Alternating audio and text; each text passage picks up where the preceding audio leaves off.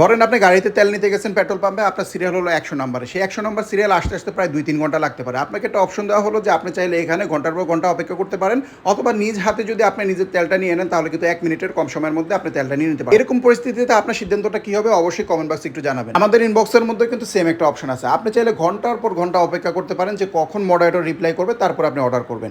অথবা আপনি চাইলে আমরা যে এখানে একটা অর্ডার ফর্মের লিঙ্ক দিই সেটাতে ক্লিক করে 1 মিনিটেরও কম সময়ের মধ্যে আপনার নাম, ঠিকানা, ফোন নাম্বার এবং প্রোডাক্টের ছবি দিয়ে অর্ডারটা প্লেস করে দিতে পারেন। এখন কোন অপশনটা বেছে নেবেন সেটা আপনার নিজস্ব ডিসিশন। এখন অনেকে প্রশ্ন করবেন যে ভাইয়া তাহলে ব্যাগের প্রাইস কিভাবে জানবো? দেখেন, আগে আমরা করতাম কি যে কমেন্ট বক্সের মধ্যে ব্যাগের প্রাইস দিতাম। তো সেখানে আপনাকে প্রাইস দেখতে হলে কমেন্ট বক্সের ভিতরে ঢুকতে হতো।